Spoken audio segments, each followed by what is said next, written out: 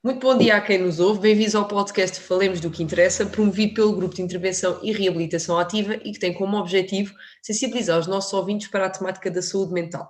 Neste episódio, temos o prazer de ter como nossa convidada a Ruth Souza. A Ruth descreve-se como uma jovem dinâmica, persistente e com muita teimosia. Durante o ensino secundário, percebeu que tinha alguns problemas em lidar com a incerteza e a frustração, e aos 25 anos foi diagnosticada uma depressão e transtorno de ansiedade.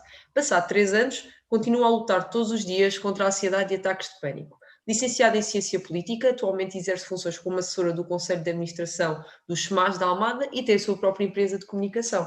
Agradecemos que tenha aceito o nosso convite e que se encontre hoje aqui connosco. Temos aqui algumas perguntas. Já ouvimos um pouco do seu percurso, mas gostávamos de conhecer melhor quem é a Ruth. Gostávamos de saber, então, como foi este caminho, desde que começaste a perceber que havia alguns problemas em lidar com a incerteza e a frustração até ao diagnóstico? Bom dia a todos, antes de mais, obrigada pelo convite. Portanto, isto começou tudo mais ou menos na altura do ensino secundário, e eu comecei a ver que havia algumas coisas que não batiam propriamente certo. Isto é, eu ficava muito nervosa com coisas pequenas que não tinham muito a ver. Na verdade, até um bocadinho antes do secundário, já no ensino básico, por exemplo, se eu tivesse uma visita de estudo ou um teste, eu tinha que pôr 2 ou 3 despertadores no meu quarto, porque ficava com a paranoia que não ia conseguir acordar a horas para estar no sítio. Fosse uma visita de estudo, fosse um teste, fosse uma palestra, alguma coisa que fosse mais importante. E vivia muito, muito aterrorizada com essas coisas, portanto, quando havia algum compromisso, eu ficava extremamente ansiosa. E depois, na altura do secundário, comecei a perceber que tudo o que tinha a ver com a parte da frustração que eu não sabia lidar, isto é, por exemplo, eu sempre tive alguns problemas de humanidades, e tinha matemática aplicada às ciências sociais e tinha muita dificuldade em fazer aquela disciplina. E ficava tão frustrada ao ponto de ficar doente. Eu dias antes de ter testes daquela disciplina, chegava a ter febre devido à ansiedade com que eu estava por saber que ia ser colocada à prova. E depois nas outras disciplinas eu era muito exigente comigo, e lembro-me, por exemplo, de tirar bons mais ou muito bom a história, e de sair lavada em lágrimas com o teste na mão porque não era excelente, e portanto ficava extremamente ansiosa e além de ser uma pessoa muito extrovertida e muito comunicativa, quando estava inserida em certos ambientes em que eu não conhecia as pessoas, sentia muito nervosa, sentia como se as paredes estivessem a reduzir-se em cima de mim.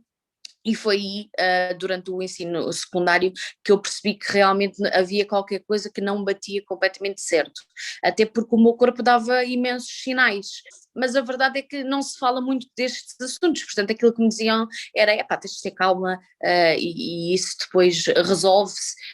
Depois, em 2015, por várias situações da minha vida, foi-me diagnosticada uma depressão, e foi aí que eu comecei a ser tratada com uma equipa multidisciplinar, e aí começámos a perceber que realmente era mais do que um problema de ficar nervosa, eu tinha mesmo um problema de ansiedade que também contribuiu para esse quadro clínico de depressão. Durante o tempo em que eu estive mais condicionada pela depressão, eu acordava às 8 da manhã, já acordava a chorar, olhava para o relógio e pensava, ok, faltam 12 horas mais ou menos para eu poder vir para casa dormir outra vez, e esconder-me na cama, só tenho que aguentar 12 horas, ir trabalhar, fingir que está tudo bem. E só o facto de eu ter que processar isto de manhã enquanto me arranjava, fazia-me chorar e ficar super ansiosa, e tinha logo que tomar um calmante. Não era tanto pela depressão, era mais pela ansiedade que me causava o estado depressivo, até porque eu sabia como é que a sociedade ainda vê este tipo de assunto, e isso causava-me muita ansiedade mesmo. E depois, a falar com o psicólogo, com o psiquiatra, fomos percebendo que realmente o quadro estava a evoluir, até que houve um dia em que eu estava num centro comercial aqui da Almada, no Almada Fórum, e estava às compras normalmente, e de repente comecei a ficar super aflita com falta de ar, comecei a ouvir as pessoas muito ao longe, comecei a sentir como se o teto estivesse a vir para cima de mim, e foi o meu primeiro ataque de pânico. E a verdade é que o estado de ansiedade e o estado de ansiedade para esconder a depressão tinha-me levado a sucessivos ataques de pânico. Este foi apenas o primeiro, mas depois tive vários,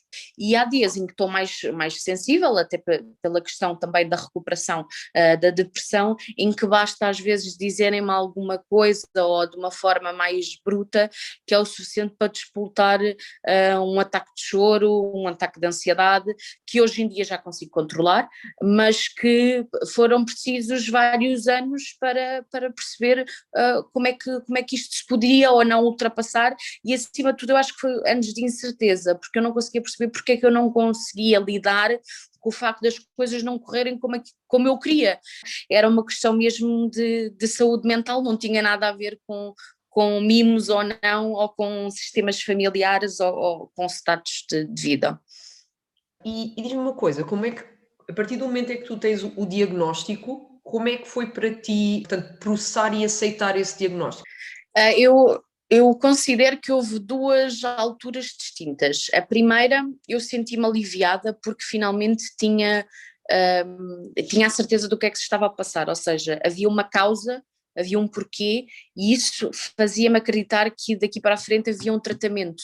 Depois tive o período em que fiquei completamente atormentada porque percebi que a sociedade não estava completamente preparada para estes sistemas, porque a partir do momento em que tive o diagnóstico comecei a ouvir mais podcasts sobre esse assunto, comecei a ouvir mais programas relacionados com o assunto, fóruns de discussões, comecei a ter em atenção algumas posições e a forma como as pessoas falavam na sociedade civil sobre estas questões, e aí confesso que fiquei com muito medo, porque eu estava a iniciar a minha carreira.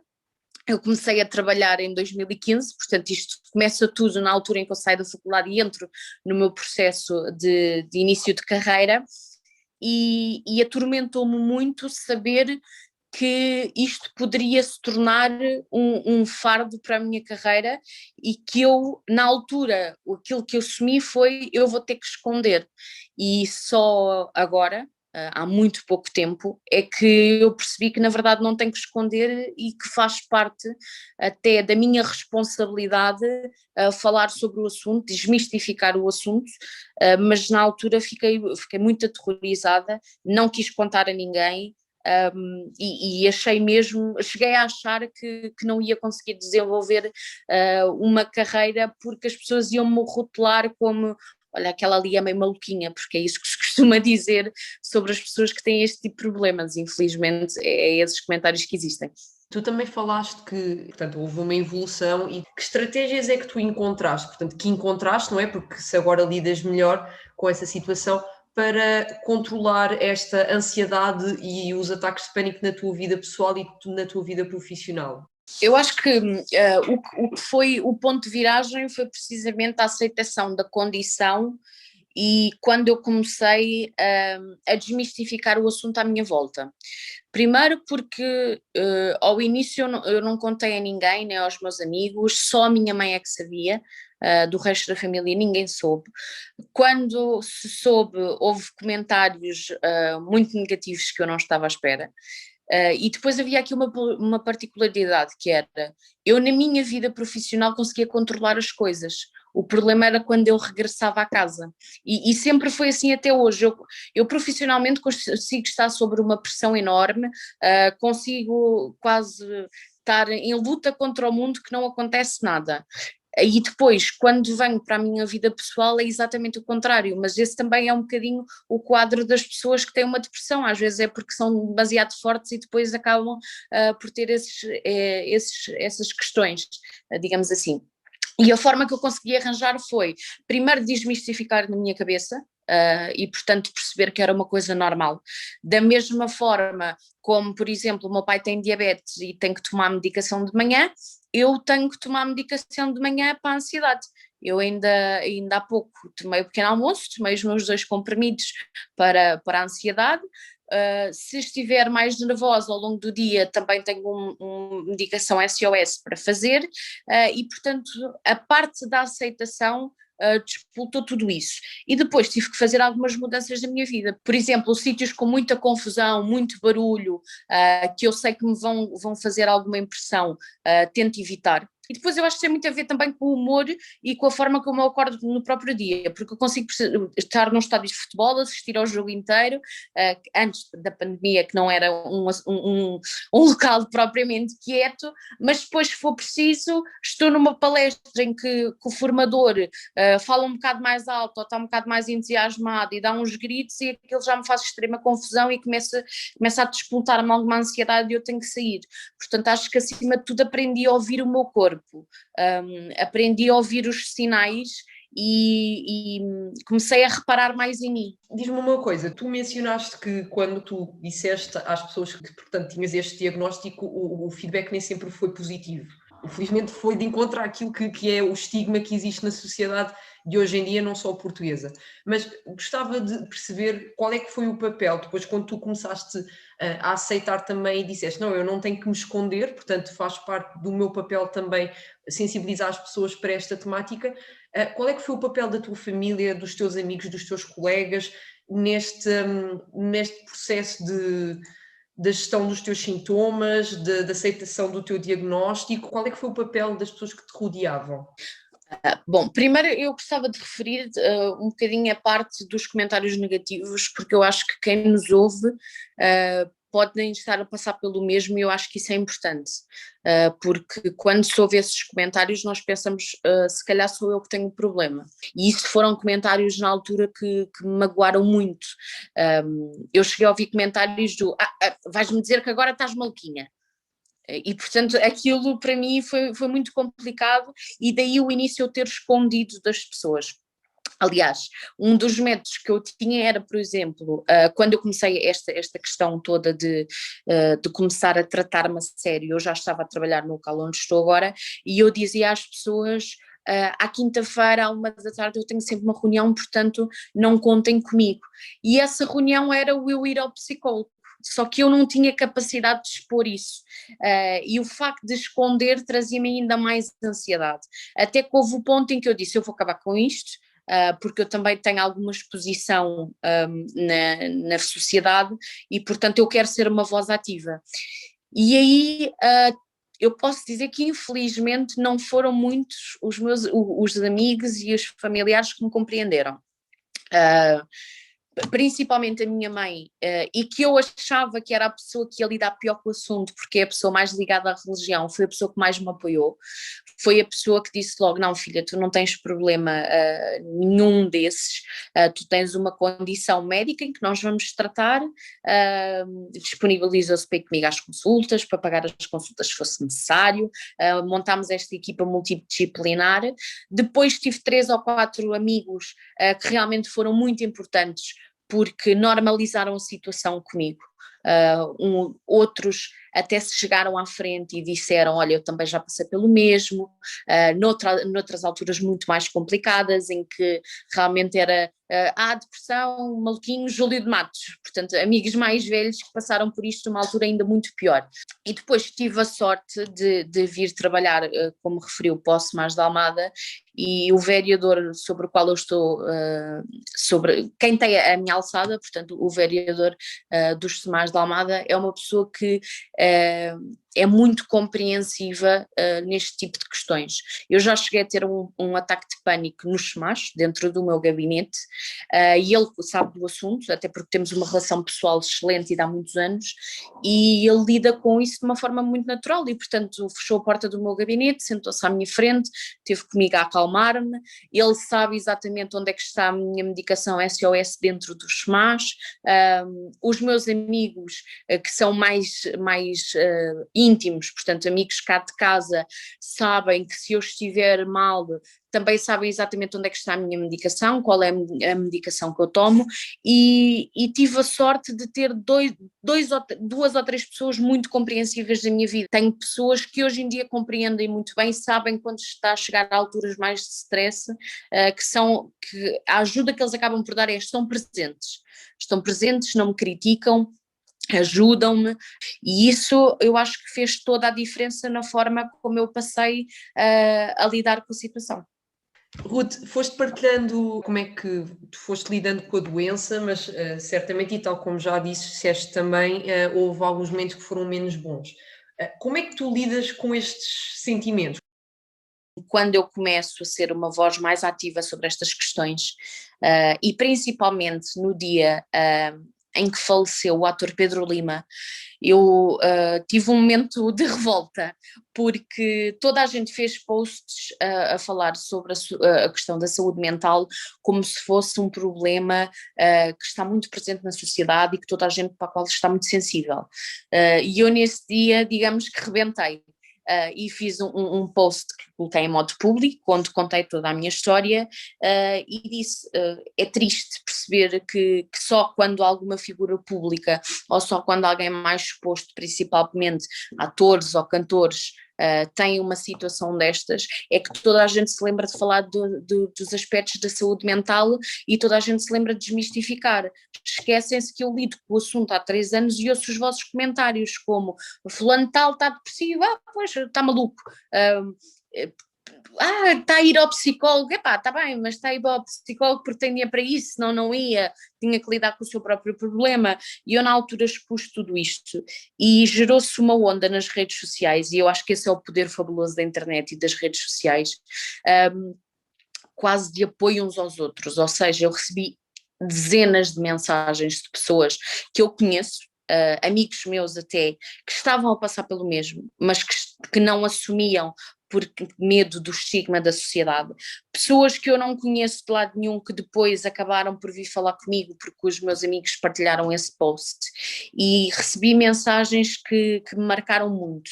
E hoje em dia, nesses momentos menos bons, aquilo que eu faço é releio essas mensagens. E penso, primeiro, que não estou sozinha. Segundo, que não sou nenhum ser anormal e que existe muito mais gente a passar pelo mesmo. E terceiro e acima de tudo, que me compete a mim, que sou uma pessoa que tenho mais, não quero dizer garra, mas se calhar mais capacidade comunicativa, portanto compete-me a mim desmistificar este assunto para que outros que não têm essa capacidade e que são mais introvertidos sofram um bocadinho menos.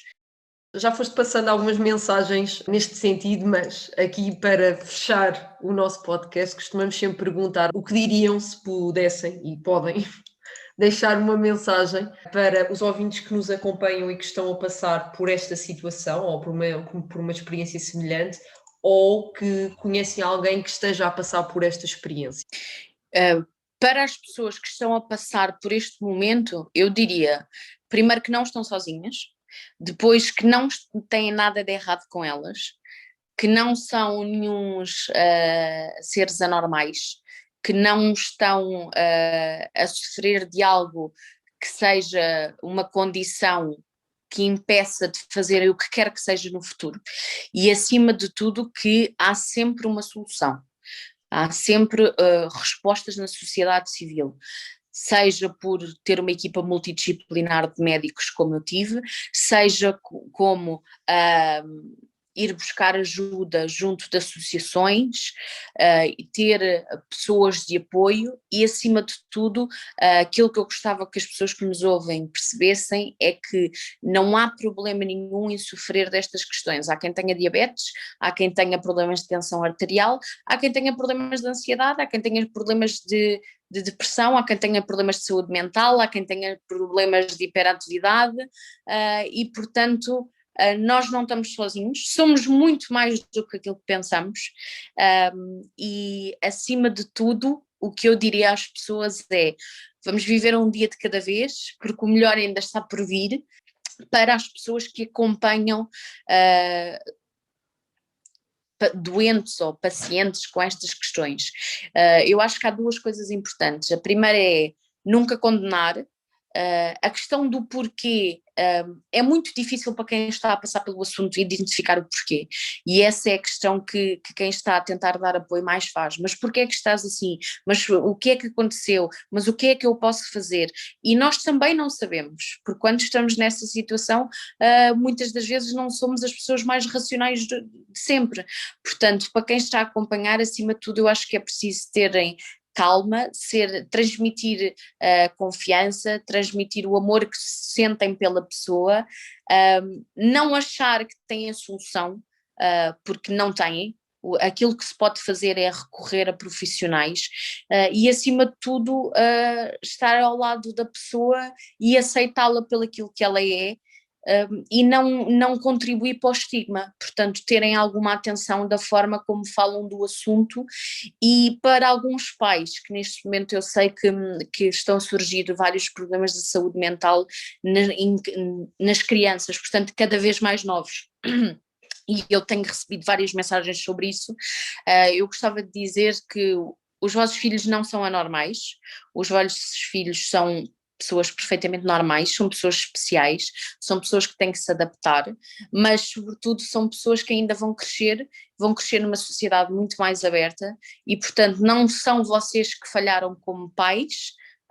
A única coisa que vocês precisam de fazer é de amar os vossos filhos e deixá-los brincar na forma em que eles sabem e deixá-los viver na forma em que eles sabem viver, porque temos que todos começar a ser um bocadinho mais compreensivos uns com os outros. Acima de tudo era essa a mensagem que eu queria deixar.